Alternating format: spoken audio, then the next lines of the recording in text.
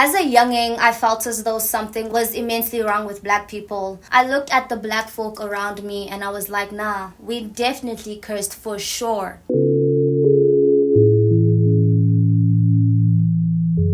I went to an okay primary school located in the burbs. There were lots of black middle-class children in my school. It wasn't a prestigious institution, nothing too shabby. Listen, it was great, alright. For a public school, it did a good job. The neighborhood seemed so far removed from the neighborhood I came from. My ass was from the ends, okay? I used to walk to school elke dag, 2 and 4, just me and my 2 legs. You know, I used to say I have leggy Benz. I don't have a Mercedes Benz. I have leggy Benz. Now that I think of it, that's kind of a dry joke. I got to see just how beautifully the houses were built. I got to see the shiny cars that drove on the road, the well-groomed dogs that I was definitely afraid of. For me, it was a completely different world than the one I was accustomed to. As a child, this contrast didn't make sense to me. I remember looking around and asking myself, why? Why did the people who seemed to have it all together, the ones living in these pristine neighborhoods, the ones that seem to have it easy, why is it that they look nothing like the girl? Why don't they look anything like me? Why was the humanistic manifestation of God portrayed as someone who looked like them? Was there something wrong with me? Was there something wrong with my skin? Because every time I saw images of struggle, poverty, and suffering, they always resembled people like me. Is this where I am meant to end up in this world? I asked myself as I looked at the older people around me and the older people in the community I grew up in. Is this the destination of my human experience? I carried that weight with me, even though I tried to ignore it. The older I got, the more I felt like the gap between me and the easy life was inaccessible. The more I noticed this gap, the more I shut down. I stopped striving for excellence. Instead, I just went with the flow. I just went with the flow like someone who had already decided that no matter how hard they tried, certain doors would always stay closed. Then Western media started creeping into my life. DSTV came into my life when I was in high school. So SABC 1, 2, and 3 plus ETV held me down. My sisters were teenagers by then. They started consuming a lot of Western media. That influenced me. It influenced my interest in what I liked to watch, in the genre of music that I listened to. More and more, I found myself glued to artists like Omarion, Bow Wow, Chris Breezy was making his way in, and I was just like, no, excuse me. Neo also came through. Soldier Boy. I began to see something I hadn't seen before. Blackness presented in a different light. These weren't images of struggle or lack. They were images of talent, success, and hope. Suddenly, I started to realize that maybe we aren't really cursed after all. Maybe people who look like me could thrive because I see we got talent. I'm seeing this thing in a different light. But now, since this excellence is portrayed to me as talent, the truth was, I didn't have that kind of talent. I couldn't dance, yet I still danced at church. I couldn't sing, but I was in the choir anyway. It wasn't about trying to be something I wasn't. It was deeper than that. From a young age, I had this innate drive to challenge myself, to push past limitations. I did things people said I couldn't do. I have sickle cell anemia. I'm not supposed to swim, but I've been in swimming pools. I've been diving into pools. There are a lot of things, like right now I'm not supposed to be exercising heavily. I'm hitting the gym. Yes, I get it, but like I enjoy just, you say I can't. When I hear you can't, I'm hearing I can. It's a toxic and positive trait to have, actually. Now that I'm saying it out loud, I don't care. That same drive has shaped me into the resilient person I am today. Always pushing through boundaries and doing what feels impossible. However, this reach of excellence felt far away from me.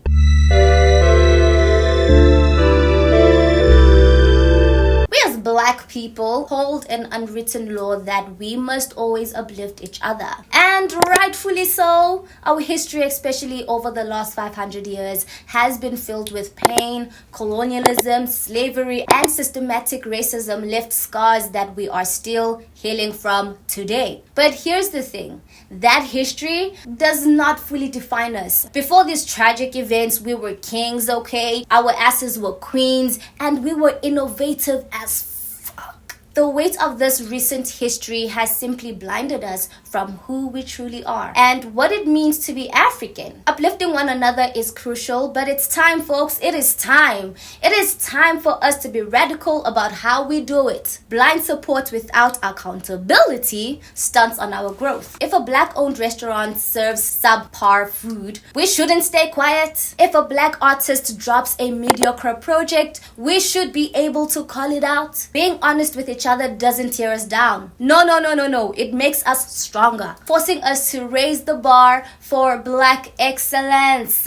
Speaking of black excellence, why does such a term exist, and why is it important for black people to have black excellency? Let me answer that. The term Black excellence serves to celebrate and acknowledge the achievements, talents, and contributions of Black individuals and communities, countering negative stereotypes often perpetuated by systematic racism. It fosters cultural pride, provides role models for young generations, and empowers communities through collaboration and mentorship. By highlighting historical contributions and diverse narratives, Black excellence emphasizes resilience and innovation, inspiring individuals to pursue their aspirations and envision a future where they can thrive without constraints of systematic barriers. Ultimately, it plays a crucial role in reshaping the conversation around Black identity and success. This is why some of these people, when they make it big, they're like, "Black child, you can do it." You get me? Now, with everything that is blowing up currently, there is a war erupting on social media. The turn of events have caused me to just think about what Black excellence means for me. Everything that is taking place currently is forcing me to question, have we been fed a false image of Black excellency? Welcome in Paris, ASAP. Now this brings me to Puff Daddy, Diddy, Sean Combs, whatever name he's going by these days. The chaos surrounding him has forced me to reconsider what Black excellence is. Is it even real? Diddy is a mogul. He is hip-hop royalty, a well-respected baby oil-loving individual. He has governed hip-hop, a genre created by Black people for Black people for a very long time. Now, hip-hop's journey from its grassroots origins to becoming a global force is fascinating. We've got artists like Kendrick Lamar fighting to preserve the genre's soul, and then we've got people like Drake, who has perfected the art of commercializing the genre. In the midst of this cultural dominance, Diddy was a symbol of Black excellence, but now, with his arrest, the internet has sidelined the mandem. What's wild is that the same people who worshipped him are now tearing him apart. But let's be real, Diddy's behavior didn't change overnight. His alleged actions have been whispered about for years. Clips, interviews, and allegations floating around long before this mess. Yet no one said anything. Jaguar Wright has been calling him out for years, and she has been labeled as crazy, but now because it's convenient and clickbait worthy, suddenly she's credible.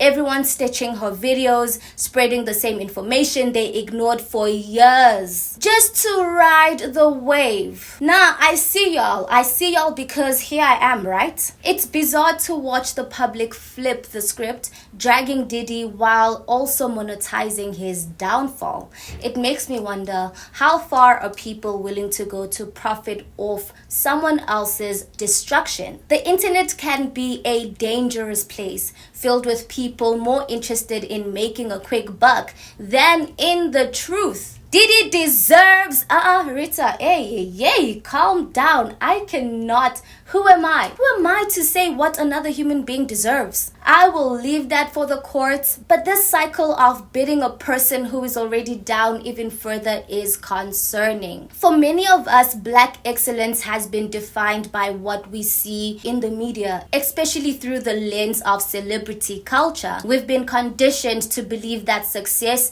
in entertainment equals black excellence. And the problem with this is that these figures are placed on a pedestal, isolated from everyday realities that the rest of us face. The truth is, the media's version of black excellence can be almost impossible to attain. The idea that you have to be wealthy, famous, to be seen as excellent creates unrealistic expectations. When celebrities like Diddy fall from grace, it challenges the very idea of what we've been told black excellency is. Diddy's arrest has sparked a wave of chaos, and the ripple effect is unsettling. Celebrities we've long admired and been inspired by are suddenly tied to the same mess he's found himself in.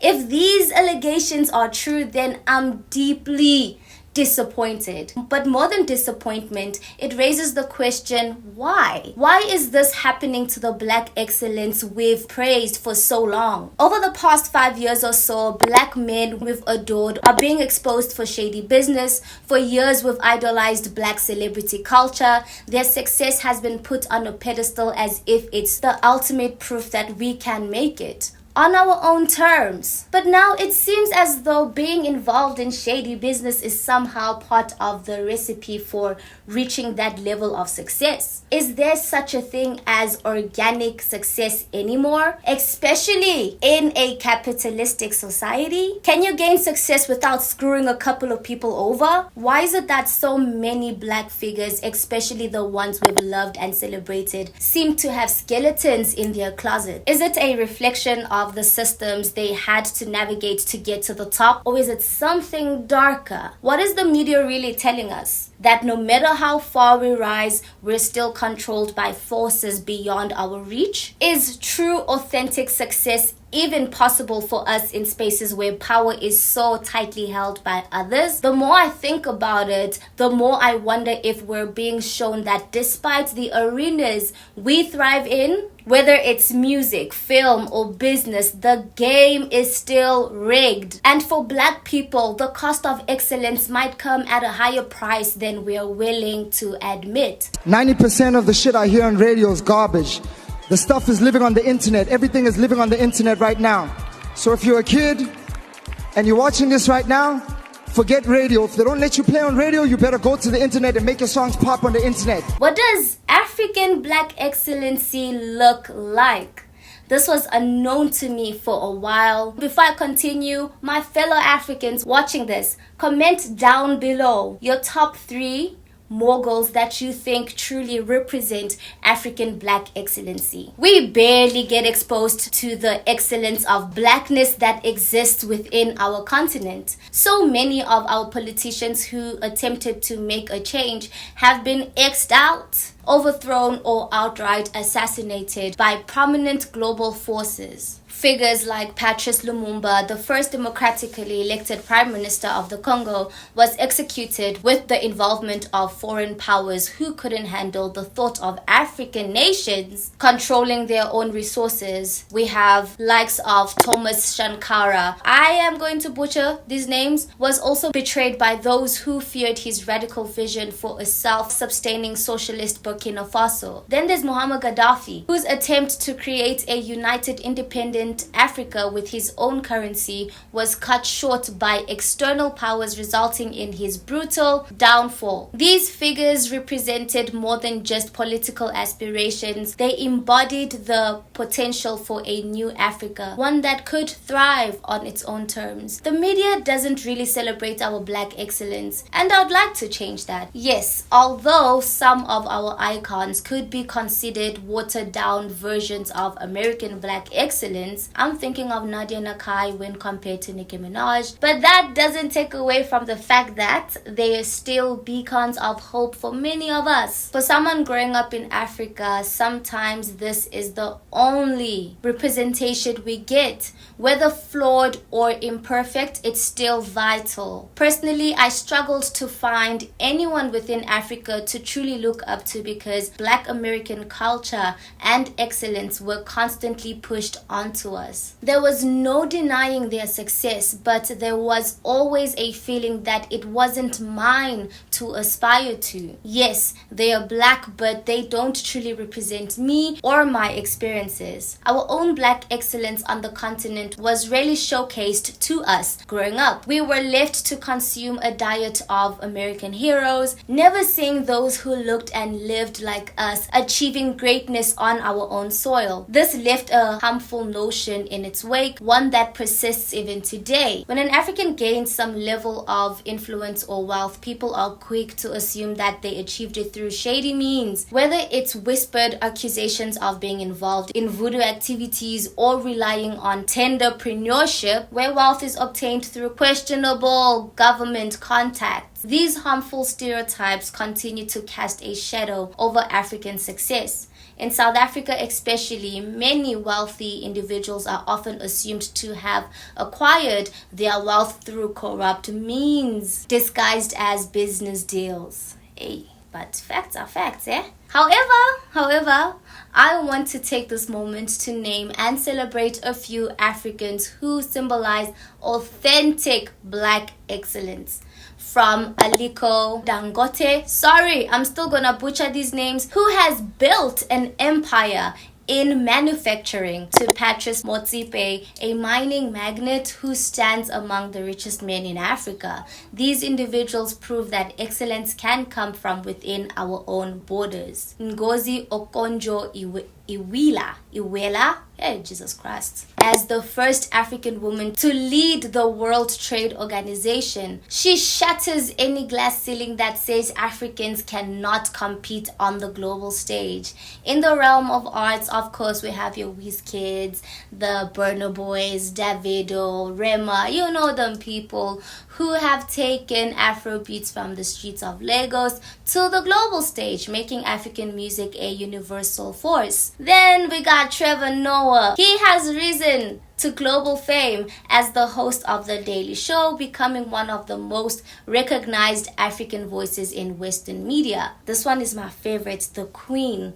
All hail, Miss. All hail, Ma'am. Chimamanda Ngozi Adichie gives us a very powerful literary voice that challenges Western narratives, while athletes like Eliud Kipchoge remind the world of Africa's undeniable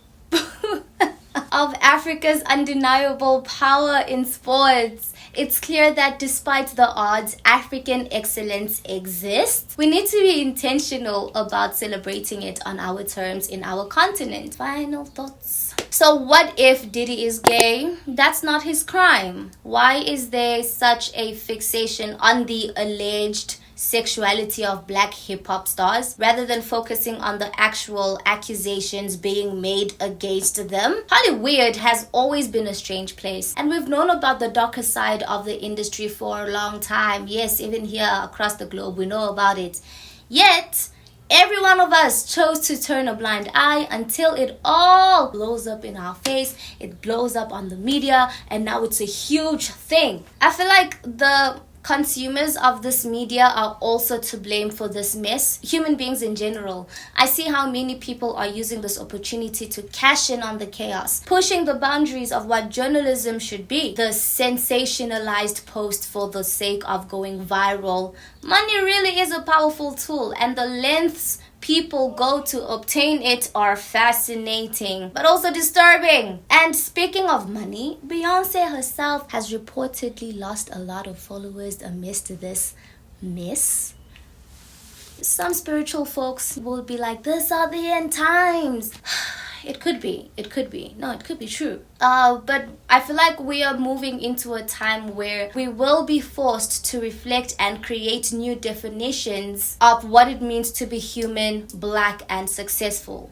Things are only gonna get messier from here. While the concept of black excellence is celebrated, it often imposes unrealistic standards. Black individuals are frequently expected to counter harmful stereotypes, which leads to exhaustion and self-doubt. This constant pressure undermines the value of authenticity and everyday achievements. Moreover, focusing solely on celebrity or financial success limits the definition of black excellence, making it harder for regular individuals to feel worthy. But I feel worthy. Come on, nothing can bring me down. Broke or not, finances or not, I am worthy. True empowerment must allow space for imperfections and ordinary triumphs. So, I ask you today, how do you define black excellence? Who comes to mind now when you think about it? Because, yay. Everybody that we were praising, putting on a pedestal, is associated to some freak offs, nasty ass, dirty ass, some crazy, sneaky ass things. And I'm just like, whoa. You know, the Jeffrey Epstein case just came and went. It came and it went.